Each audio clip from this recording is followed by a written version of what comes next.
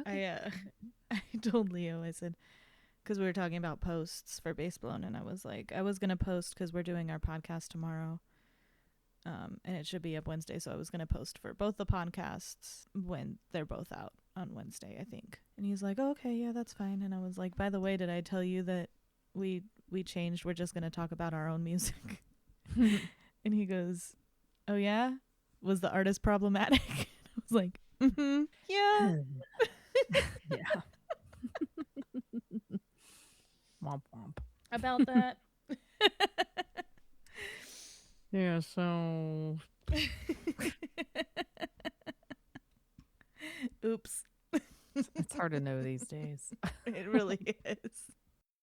Hey everyone, welcome to episode 23 of the Siren Songbook. I'm Amy, I'm Kasey. and today we're going to be talking about our music.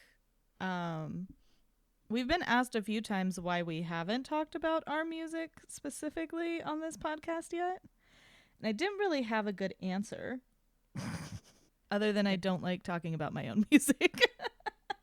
For me, I think that's pretty much the same. I never even considered it. Yeah, it wasn't really a thing that I was thinking about, but here we are. So we each picked a song that we particularly are proud of that we wrote and worked on. Do you want to start, Kasey? Sure. The song I decided to pick today is one that is actually on streaming and not on, or is not something that I've been writing over the last couple of years. I don't have a lot of stuff recorded, but I decided to pick the song I wrote. I want to say not almost 9 years ago now, which is crazy to say out loud. It's called Renaissance Pleasure Faire, which is I know such a absolutely insane name. Something about me is I don't like to name things at all, Yeah, just in I'm general. terrible at naming. It's just too much pressure, and so I usually name something stupid. But I think that the interesting thing about Renaissance Pleasure Fair is that uh, the relationship dynamic within the song is like tragically mundane, like it just happens to everybody in the same way that like, just something that like happens. I don't know. It's like when you live in Southern California, I grew up always seeing like um signs and stuff for the Renaissance Pleasure Fair. And since have been many times, but it was just like I think I was just like past. I was driving on the freeway and I just saw a bunch of you know uh billboards for the Renaissance Pleasure Fair as I was writing this song, and I went, "Fuck it," it's just like, That's the name of the song. yeah, it's like that's the name. And I think I was going through like a weird transitional period. I wrote this at 21, so it's a bit dramatic, which I think just every relationship feels that way Also, when some of you're the best young. songs are dramatic. Like, This is so true. I love songs that are written by like some songs that are written by like late teens, early 20s people because everything is just so everything's on the line all the time. Yeah, 1000%. I it's so funny because like now that I'm 30, I care so much less about writing about relationships because I feel like they're just so. I mean, I've also been in one for almost as long as I've written that song, so you Yeah. know. But still, when I was younger, it's like the most important thing in my life was like, who am I seeing, and like, how Yeah. tragic is it? And it's weird because I feel like this song has manifested into meaning different things over the last almost decade that I've written it, where like I know what it was about when I very first wrote it. And like so backstory on my relationship with my fiance, like at first it was just this like hush hush situationship, and it got like really serious really quickly because some weird personal things happened in our lives, and I think we just had to start moving more intentionally. Mm-hmm. um and I wasn't looking for anything at the time, but we had been friends and like because we met in college, and um I had just gotten out of a long-term relationship, and there was just weird nefarious stuff, not nefarious, but there was just like, just like silly young kid stuff going on, with the friend group and this sort of thing.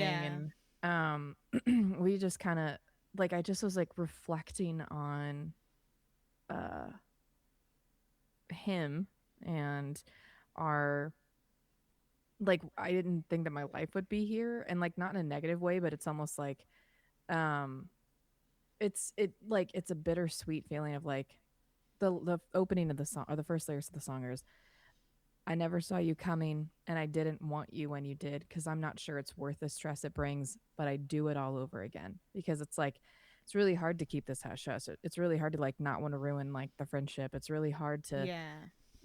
be public within a friend group where they know us both as two separate people, and now we're like, with each other, but like in some weird way, like it feels wrong, but it also feels like correct. Mhm. So I think that that's kind of like the whole point of the song in the first place. And I feel like there are some lyrics that I do really love about it, like being able to reflect in that way. At that age is, I'm like proud of myself, I guess. Yeah. The second half of that first verse is, we both know better than to be here. We both know there's no good in goodbye, but I find comfort in your familiar warmth and I don't want to be alone tonight. Of just like, I don't necessarily love the stress that comes with potentially what this could be, because also we're friends, so we're ruining our friendship by secretly kind of seeing each other. But then, like, if it doesn't work out, then not only does it ruin our friendship, but it might ruin like the group's friendship, and like it just like the dynamic is so weird. So it's Yeah. like you're taking a bet on this thing and hoping that either it doesn't crash and burn, and but you're also like still at a place where you're like, well, I wasn't looking for anything serious. I'm not. I don't even think I'm ready for that. But also, Yeah. like, I can't stop getting in my car and driving to your house. you know, it's so funny. I feel like all the best relationships, at least that I know of, start that way anyway though. Where they're like, I don't want anything. Yeah, coming And in then it without just happens. expectation. Yeah. Cuz that's, Um, that's my whole song too of Pas de Deux, except a little different. Like, I wasn't so worried about the friends groups or anything. We genuinely didn't want anything, and then we fell in love, and then I was like, oh fuck. You know? yeah, Like, 100%. It's such an interesting. It's such an interesting thing, especially when like, because in life nothing really ever goes as how you planned it.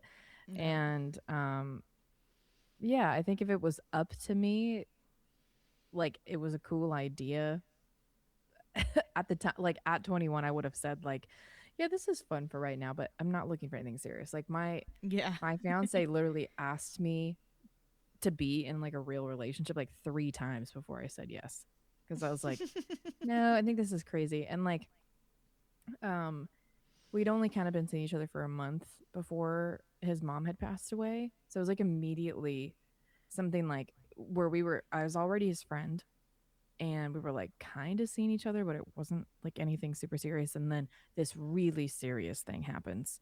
Yeah. And so it's like a deciding factor immediately. My stepdad, who don't worry, he's not in my life anymore, but he advised me. He was like, he said, I'm not trying to be mean. I just don't think the two of you should be together, because now you're going to be trauma bonded. And like, instead of having like this natural relationship that takes natural turns, you're going to immediately jump into this thing because there's a huge amount of grief immediately. And you guys have only been dating for like a couple of weeks. And I did not listen. I immediately was like, no, I have to be there. And Yeah. I'm still here 9 years later. But that's kind of where the second verse comes in, where it says, oh, I know that you're still hurting, but I still find myself right here. I know I'm just using borrowed time just to feel you lying there. Of like, um, yeah, like it. I'm on borrowed time. I don't know how long we have. I don't Yeah. know, like, you could decide you don't want this anymore because everything that's going on is so hard. But both of those verses go into a chorus of like, there's a place in my bed and I still won't use that side, just like feeling like that's where you belong, that's where you should rest your head. There's a hole in my chest, I just left it open wide, hoping you can make me whole again. And I guess like it's so funny because like I was part of the reason why I named it Renaissance Pleasure Fair is because I didn't want to name it like whole. Yeah. Like when you have a specific word that's easy to name it from a song, Yeah, it like just feels like it's not correct. yeah. But when Um, there's like no specific word that just sounds right, like yeah, whole would have been weird. Whole would have true. been weird. It's so funny. I when I brought it to like my fiance was also in my band and we had just started kind of getting together and I brought this song in and my keyboardist had the idea to turn it into four-part harmony like the entire way through. And Mm-hmm. I think there was maybe like one or two times the entire time we ever played this song live that the four-part harmony sounded very like tight. You can't make people that aren't singers learn to sing. They all I think was they're just gonna fine. say, to be fair, I think you had a few people who weren't singers trying to. Yeah. You know, I think the idea was cool and ambitious, and I tried many times to to help, you know, teach some stuff, and you know, you can't teach an Aries how to fucking you can't teach them anything. We're just gonna be honest with you. What's funny is we Um, both know exactly who you're talking yeah. about. And so it's funny because like I started to hate this song for a long time because I hated it being in the set. I didn't want to perform it live, but I loved the concept of the idea. And like, man, if everything fit together, it's like I felt like it was a really emotional like song. Like the four Yeah. bar harmony thought sounded really cool, and then there's this huge like it like builds up into this huge instrumental part at the end. And um so I'm always really proud of how it came out. It's funny because the producer on the song said that it took him 24 hours, not continuously, but he spent 24 hours total editing the vocals. That's crazy. Not for Whoa. me though. I mean, um, I always loved that. That was always one of my favorites. Thank you. I love a lot of your music. You write really good music. Well, I thank you always so love your much. music, but I did always love that song, and I love, like you said, I love the idea of the 4-part harmony. It was a great idea, and it was a great, like it sounded good, like on the recorded version, and Hmm. when uh, it gives that drama effect to the song, and I always loved that this song was like a sorrowful love song, like it you're not breaking up, Yeah.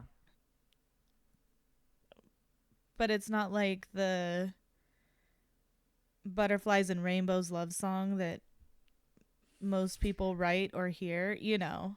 Yeah. Because I guess it also felt like that just wasn't the relationship that I was experiencing, where it just like it did feel like we were in love, but it was sad, you know? And I think that that like comes from immeasurable grief, you know, and then you feel that same thing too because you want to be there for your person, but like also it's like I don't really even know you still. So I don't know how to be here. I know I should be here and I know I want to be here, but I don't know how to be here. And I think that that's kind of the whole like overarching theme of the song. It just like aches a little bit Yeah. because you're just like, I don't, we're both hurting, but in different ways. Like you're hurting for a very serious exit, like external or reason. And I'm feeling internally like, is my stepdad correct? Like, are we living Yeah. on borrowed time? Um, are you just like, are we trauma bonded? Like it's just all these different thoughts and feelings kind of go through your head. And I think it wasn't until there was um this musician in the like area that we live that during the pandemic he like covered this song that I thought to myself I was like, oh, is this actually like good or something? That's crazy. But he I don't know, I don't remember what for, but I just remember like we were all like, you know, posting videos of us performing or whatever. And at one point, he tagged me and he did a cover of this song, and he was like, "Yeah, I actually really like." I was like, "Oh, is it? Does this song slay?" It does Okay, in wait a fact minute. slay. Thank you so much. But yeah, I think like as I've gotten older, the more I appreciate it because it's like again, like I said, like I I have like I've written a lot of relationship type songs in my life. I think as I've gotten older, the less interested I am in just like everything is awesome and we love each other. Like, Yeah. and it just like there's so much complexity to real human emotion and relationships. And like I look back now and fondly reflect on the fact that I was able to kind of tap into the real reality of that specific Yeah. situation. And it's funny because so many people have come up to me over the years and they're like, man, it's so crazy. Like, how can you like sing a song about the person that's on stage with you? And I was like, easy. I didn't ask for permission. I just started doing it. Just did it. Yeah. And thankfully, David's like, I don't care. If the song's good, the song's good. And I went, exactly. Exactly. Dude, first time it was like one of the first One More Rounds, and I sang the first song I wrote about Leo in front of him on the night that he was meeting my parents. Well, he already knew my parents, but like was coming as somebody that I was dating, I guess, at the time. And just Mm-hmm. singing it in front of them is terrifying. Yeah. But like to be in the band and be like, I'm working on this song. Let's like work on it together, and it's about them is it's that's a whole different level, I feel like. I know it feels incredibly like it's already you're in an intimate relationship with somebody. Let's get even more intimate because now we're creating art together, and this art's about you. And the rest of your bandmates also know that. Like, oh, we're all writing a song about our drummer. Okay. It's like it's already vulnerable, and then you just add layers on top of it. No, it's so crazy because like everyone advised us to like already were we living on borrowed time because of how intense the relationship got immediately due to tragic loss. And then it's like, okay, now let's immediately be in a band together, which is like the cardinal sin of like a Dude. relationship is. And a lot of people would avoid being in bands with couples, and I completely get it. But David and I made the conscious choice from the very very beginning, because even before we liked each other, when we were just friends, we would like talk all the time. We like we had this like pivotal moment. We like met up at a Starbucks. I remember. And the two of us were just talking, and we started to, and we'd never been this deep before, because like even though we'd like would go get dinner after class, like our friend group and stuff, I like never had like a deeply serious relationship with David before. And it was just the two of us, and we like got to talking about what music really meant to us. And I had said that because this is exactly why my previous serious relationship did fall apart, was because I had chose music over him. And I had said that I would pick music over everything. Like, music's the most important thing in my life, and no person or relationship would get in the way of that. And he was like, I feel the same way, blah blah blah. And so we made the conscious decision from the beginning to just like, it's you know the relationship's at the door. Like, and I think that's where like our complete lack of PDA comes from. So we didn't want to make, and our like friends were our bandmates, and so it was just always like, Yeah. don't like, it is, we are bandmates first, in a relationship second. We're bandmates first, friends to our bandmates second, and then in a relationship third. um so it was just like, if we ever break up, we're not breaking up the band. We're still gonna be professional, all this stuff. And don't get, we did do that, and it did work. It still worked. Um, but like, I think making that conscious choice from the beginning to like, I'm not like, if by some chance we happen to like get in like a heated discussion or a fight before rehearsal, all of that goes away. And you open up the windows, you let that bad vibe out, because it's not other people's fucking bullshit that they need to deal with. Already there's a Yeah. huge stigma around dating your bandmate. So I didn't want to add to it. Um, and even though my bandmates all like consciously knew that pretty much all of our music was truly about David and I's relationship, I tried to keep all of the lyrics and everything to be neutral enough that I think everyone could kind of put those, like, yeah, we know that, but we're gonna put that on a shelf. Yeah. Well, and it's And you like know what? We stayed together and the band didn't, so I think we worked out.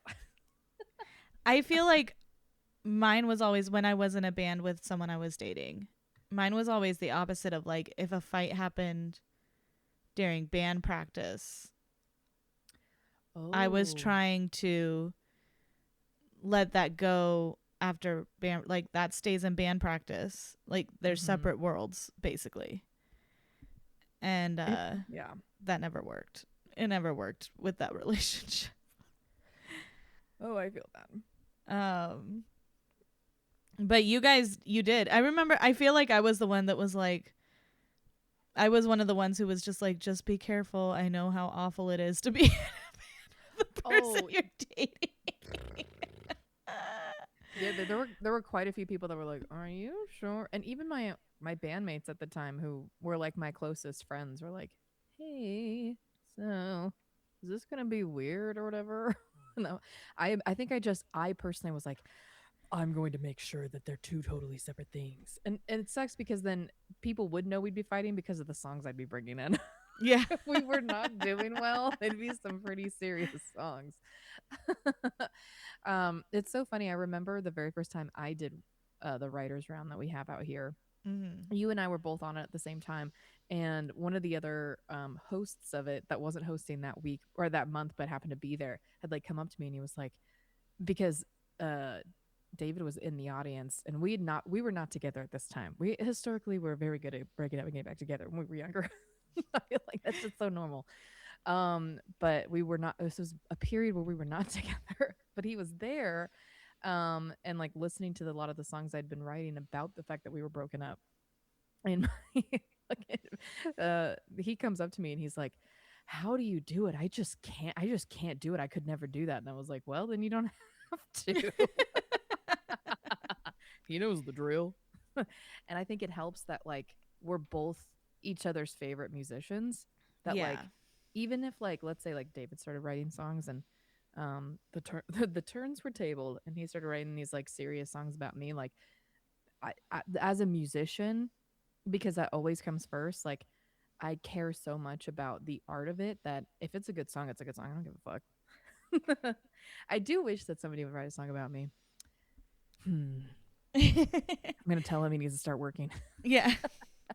You got a wedding. You got a wedding at some point. That's true. Although every time I think seriously about it, I'm like, I just feel so young. Knowing so David, though, he'd write something like, I don't know. He could write something very sweet, but I feel like it's going to be something stupid. Oh, he would just, that like me where it's like, I love you, bitch. I ain't gonna stop loving you, bitch. That's what he'd write. That's what he'd write. But you know what? Hopefully someday, if we happen to have Spawn, I don't know what life's going to hold. Right now, that's not in the cards. But if we happen to have any, they have songs I've written about their father available for the world to see. Love it. But yeah, that's my song. Well, I'm thinking about throwing in a clip of it here. Would you be okay with that? Of course. Okay. We're going to listen to a little bit of that, and then we're going to take a short break after, and then to hear from our sponsors, and then we'll jump back in with my pick.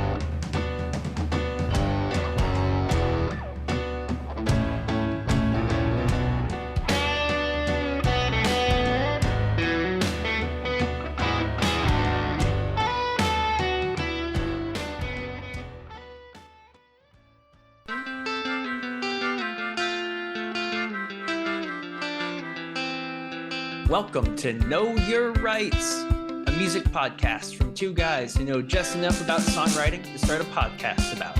Follow Rob and Colton as each week we dive into a different band or songwriter and discuss what makes them great, okay, or otherwise. Music is law, and we know our rights. Streaming bi-monthly wherever you listen to your favorite podcasts. Know Your Rights, a Bassbone Entertainment podcast. I went back and forth because I was like, am I going to pick a song that I wrote as a solo artist? Which it was funny because you were saying, like, now that I'm in my 30s, I'm not really writing songs about relationships. And I feel like I was a little reversed because, like, I was writing songs about my relationships in my 20s, or my relationship in my 20s. But they were all most were very sad. Most were very, they were not. I think that, like, now that you're finally in, like, a healthy relationship, you got to get all the inspiration for that out. Yeah. And then after you've been in a healthy relationship for a long time, then you start writing stuff about well, anything else.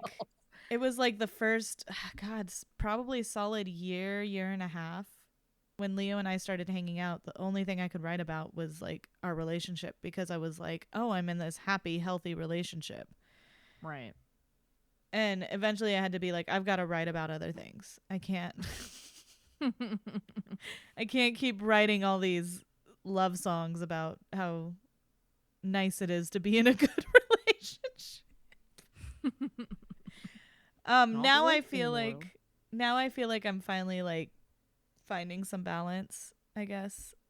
So I was like, am I going to go there? But I decided to actually go with Behave, because I think that's one of my favorite projects I've done, and that's kind of where I want to go musically. Again, I feel like I just want to collaborate a lot. Like, I've always loved that song.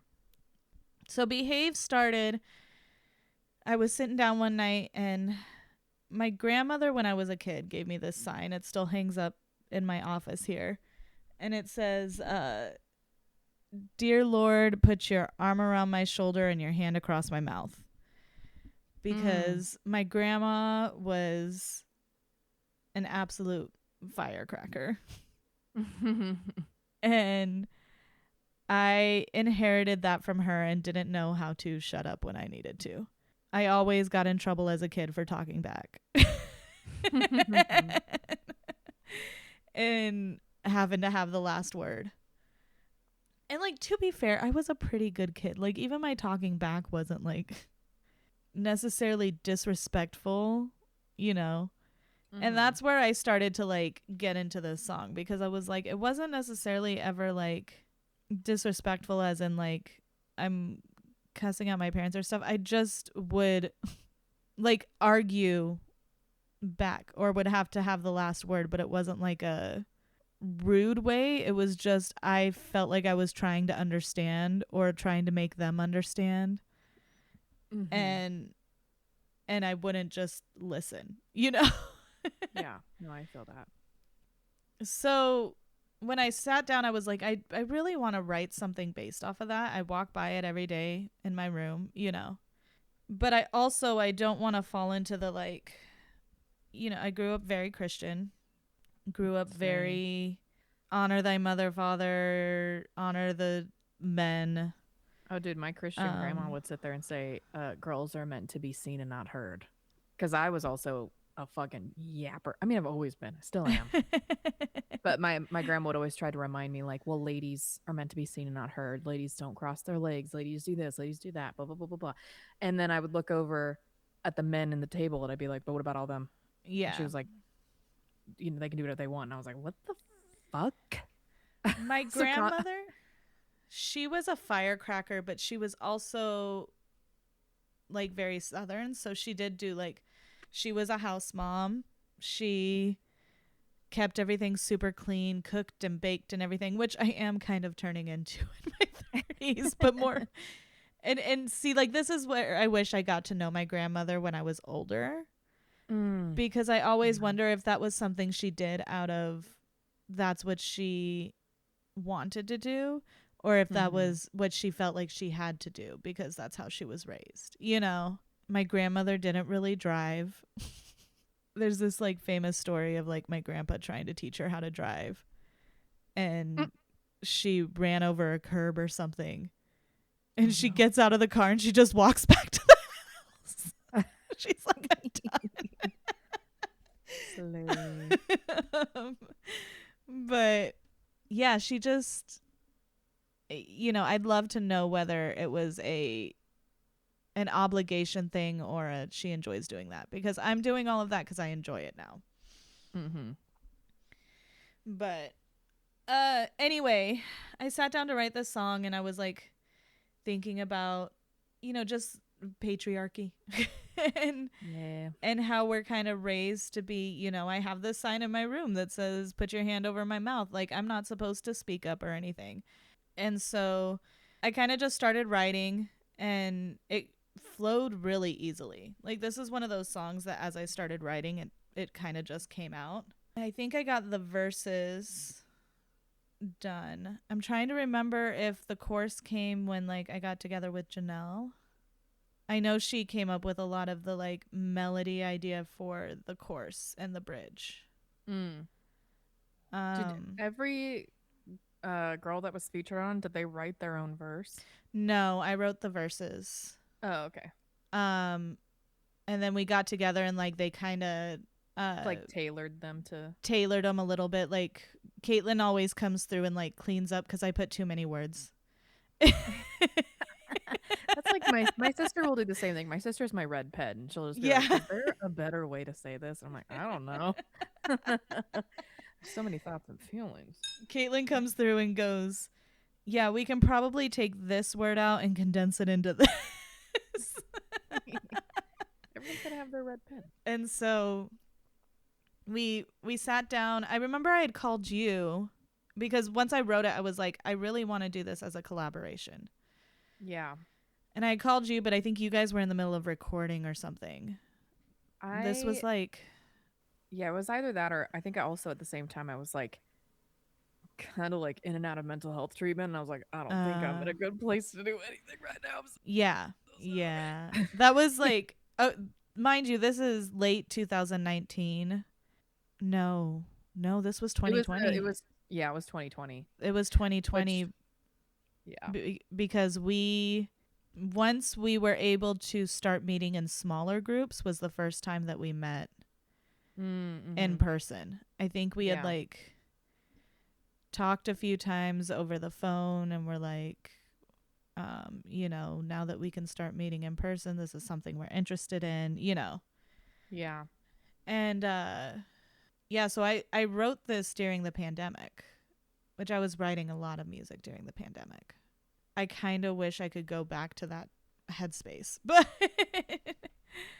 not necessarily everything else, but that I have nothing to do. And so I sit down and write music was really nice. We were also doing like weekly songwriting club during that time, weren't we? Yeah. Yeah. So like we'd meet online and like share our songs and stuff. And anyway, so 2020 and then we called you and you couldn't do it, and then Janelle went. I just recently worked with Tina Guzman on something. I don't remember what it was. And she's like, I think she'd be good for it. And so she called up Tina. And Tina was like, I'm down. And so we started, working on this song. We brought in Servio to play bass on it. Yeah, I don't know. I'm just really proud of how it turned out. I liked the lyrics. I wanted to get different girls in the music community together for it because there's such a stigma on women in music in general. Golly, yeah. But especially here, like, we're all supposed to be in competition, and I wasn't in competition with you guys. I loved what you guys did, but I thought that there was some tension there between me and all the other girls in the music industry because that's just how it was always portrayed to me from other men in the music industry. And they love to pin us all against each other, even though there's like, it's like not even something we even think about. Yeah. I feel like we did that and then we all started kind of hanging out together. That's how I became friends with Kristen, honestly. So we went 2020, we wrote this song. Early 2021, we went and recorded it. And we released it on International Women's Day And in between recording and doing that, we went out into the desert and filmed a music video. And I like kind of storyboarded. We talked with everybody. Like we had a small group of people who were helping like film. I brought my cameras out. I said, "Okay, this is how you do it." If I wasn't filming myself, I'd set it up for them, you know. We filmed this and then I edited the video together and we released both the music video and the song on the same day. It got a lot of really good response. I don't know if it was the shock of having so many of us working together or if it was the song or if it was just, you know. Yeah. I don't know, but it got a really good response and people were sharing it, and even like some of these men who I think always thought that we were all in competition with each other, like they were sharing it. They were like, "Wow, look at this," you know. Oh, look at them trying. That's how these men fucking really feel sometimes. They're like, wow. I will say that there's some who were truly supportive, but there were some who I think they were supportive and then felt very. I hear some of the things they say now and I'm like, "Oh, so you didn't really think that." Fuck them, dude. Think about that Florence the Machine song that just came out on her album Everybody Scream, where she's got a line where she said something to the effect of, "Wouldn't it nice to be a man and make boring music just because you can?" Yeah. And that, like, that sentiment of, you know, this is a boys club, the good old boys club. And if you want to fit in, then you also have to have some sort of sense of misogyny about you. And you have to be, you know, one of the guys. And I think part of the reason why I felt like I never fit in the, like, just playing music at all in the 7 years that we were in a band came from the fact that, like, you know, some of the musicians out here literally like whispering in our ears and trying to pin us all against each other. I think because we're vastly more talented. So if we could take each other down, then there's more room for them to be mediocre and keep the stage to themselves. Yeah. And And I always find that it's the truly talented ones who aren't afraid of us. Yeah. People that are actually fucking good and talented know that there is no competition. There is room for everybody. Yeah. There's no need to pin people against each other. And it's specifically like I think of one particular person, and I think you could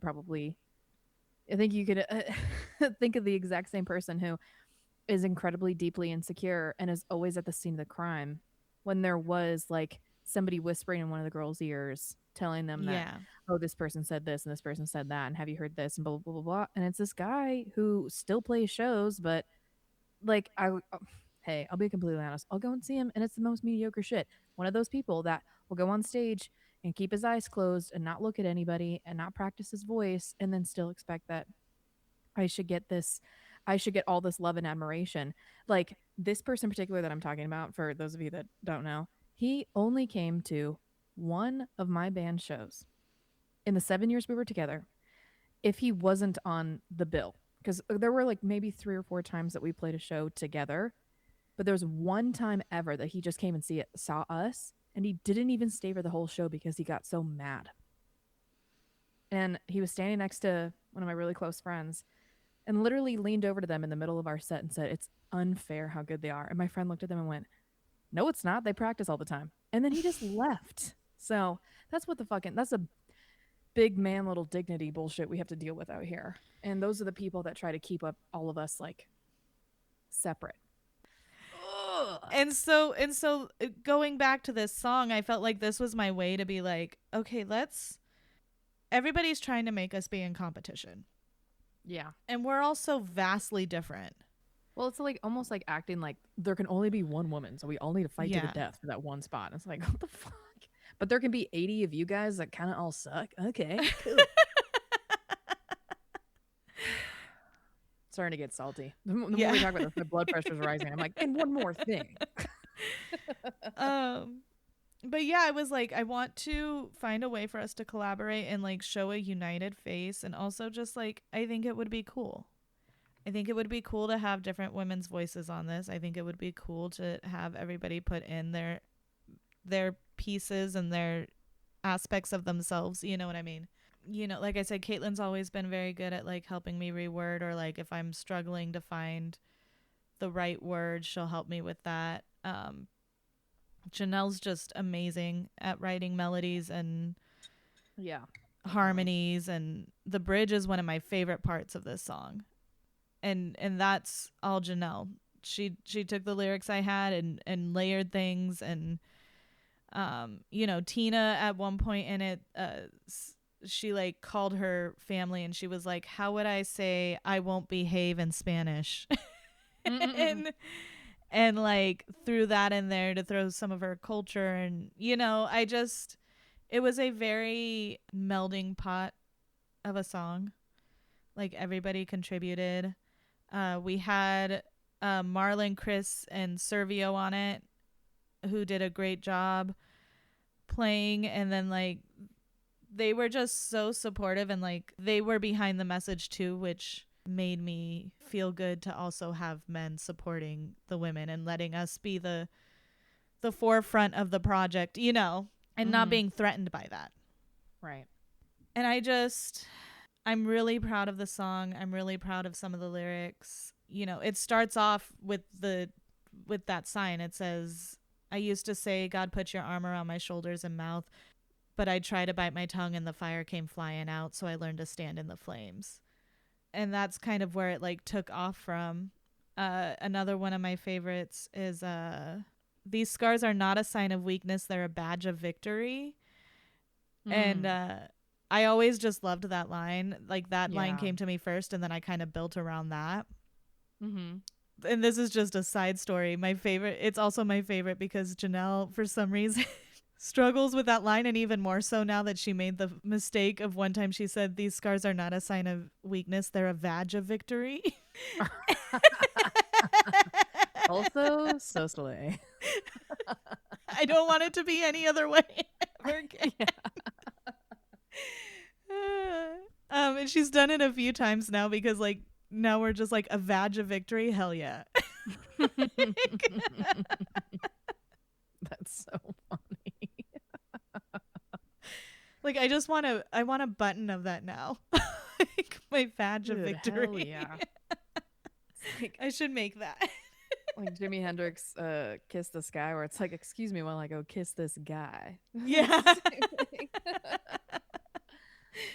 But I'm really proud of how it came out. And, you know, like I said, that's why, you know, like I want to write more collaborative music. I want to do another project like that. I'm coming back to a place where I want to write more important music like that. Like, cause I feel like it for many reasons, that song specifically changed my life. Yeah. And I want to write more collaborative and more important music, especially with the state of the world right now. Yeah. I keep coming across this group. Janelle sent it to me. I can't remember their names right now, but they're like, we're 4 friends and we write music together in a silo. Oh. That sounds very fun. And I'm like, I want something like that. Oh, is where it we the just wait, the Silo yeah, Sisters? yeah, Oh, the Janelle Silo sent me the Sisters. same thing. Yeah.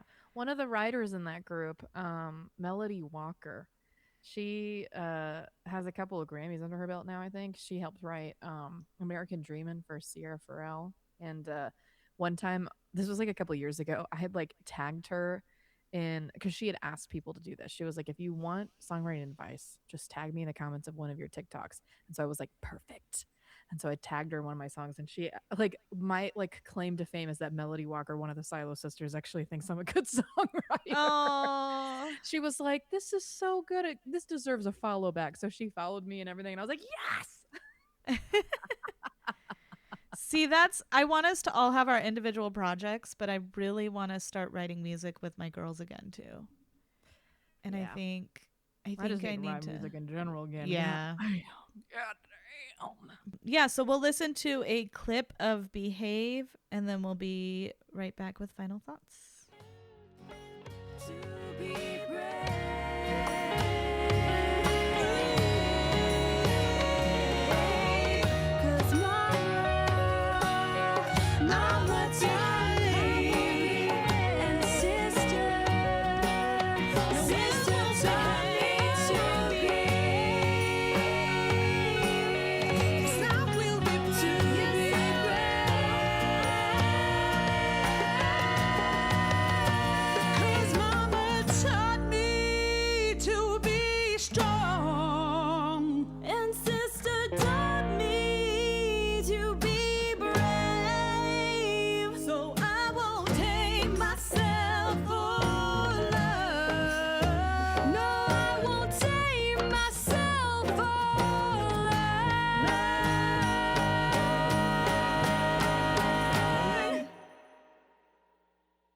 to behave.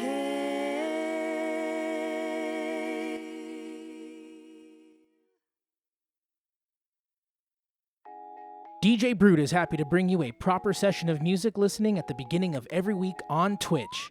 With rotating themes showcasing new music, hits of the past, and specific genres, there is most definitely something for everyone to enjoy. Tune in every Monday from 5 to 8 p.m. Pacific Time as he broadcasts nothing but musical goodness live from the comfort of his home to the comfort of yours.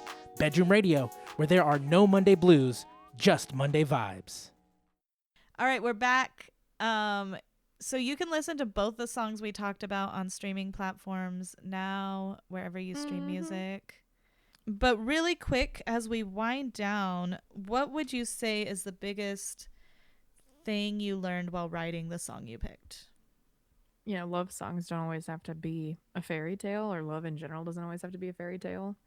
It can be messy, it can be hard. And also just like honesty. I think that was like at the time like the most honest song I had written. Like I would Yeah. always like frame everything in a very different way when I would write about something. And that was the first like, this is exactly where I am. I'm sorry. I'm not even sorry. It's just this is where I am. And this is how I feel right now.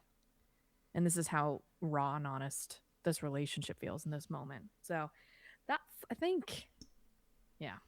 And also the fact that I don't know how to pick a title for a song. I always loved the name that you picked, so I think Thank you're wrong on you. that. I think you do know how to pick a title. You know what? for a song. I couldn't imagine it being called literally anything else. I couldn't either, so I would say the biggest thing I learned is just to reach out to the collaboration always creates some of the best art. Yeah.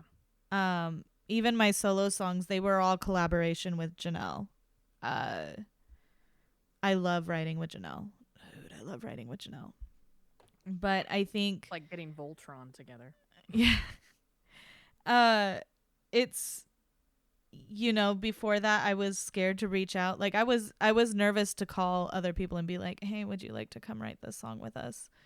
Would you like to be on this song with us?" And it's still one of my favorite pieces of art, from the music video to the song to the lyrics to the, you know. I think that it was just reaching outside of myself to other people, and also the like not listening to what other voices had whispered, just in general, not even in you know, the aspect of the music scene or anything, just in general. Like sometimes other outside voices and things can get in our head, and we need to try to push those out and be like, know what we want and know what we stand for. Yeah. And sometimes when you push past those voices, you find the most beautiful things in life, which in this scenario, you know, the song and the video that came out of it, the friends group we have, the friendship and the sisterhood and the coven that I've found in these girls that I wouldn't have reached out to had I not gone, you know what, I'm going to push aside all the things I've heard, and I'm going to reach out and try to find some collaboration instead of competition. Yeah. And I think that that's just an important takeaway for life in general. I agree. You know, I know Leo's even trying to do that with the DJ scene out here, and trying to like be like, we're not fighting against each other. We can all support each other and, you know, be friends. But yeah, I think that's the biggest lesson I took from that. Yeah. And with that, that is the end of our episode. I was thinking maybe next we could look into Ray. Sure, yeah. She only has a couple albums, right? I would like a ring. I would I would like a ring. I would like a ring. I would like a shiny. I don't even know all the words. There was a lot of them. Yeah. I've looked it up a few times and I'm like, I'm gonna learn it. No. Baby, where the hell is my husband? And I recently, I like had to like wait till I was in the perfect mood to listen to the album all the way through. It is a journey. But you know what? It's artistic as fuck. I've seen some like different clips and I'm like, none of these songs seem similar at all. You know what? If you have to, I think her latest album is one of those ones that you have to just listen from start to finish. I think on its own, it's kind of hard. But also, maybe I'm wrong. I just don't get the vision. It's not that I don't get the vision. I get the vision. I think maybe it's like, for me, I think I don't know how I'd be able to listen to everything out of order. It's like I have to listen to the whole thing because it is a story she's telling in this album. Which bring that shit back, dude. Bring back full blown 17 songs, interludes, talking, like orchestral bits. Hell yeah. I love concept albums. Yeah, this is definitely one of those. Okay. I did check out, I forget what it's called, but it's the one where she like kind of does opera and then switches into, it's like a viral moment that like singers are trying to do right now where she's singing opera and then she switches into chest. Oh, I don't know. And I'll have to look into that. Yeah, I'll have to see what the name of the song is. But yeah, I wanted to look into her, listen to her latest album. I know her first album, or I don't even know if that was her first album, but the first album I heard from her fucking ripped me apart. So yeah, I am excited. Hell yeah. And yeah, so we will see you guys next time. Yeah. And we will see you in a month. Alrighty. Bye. Bye. If you're looking for fun events, awesome music, and enjoyable podcasts, then look no further. The Basebone Entertainment family has you covered. With so many talented people in our community, it was only right that we not only bring you events, but all sorts of awesome entertainment. Follow Basebone on social media or join our Discord community to stay updated and engaged in everything. That is at Baseblown on social media and discord.gg/Baseblown for our Discord. Basebone Entertainment, bringing you more than just bass in your face.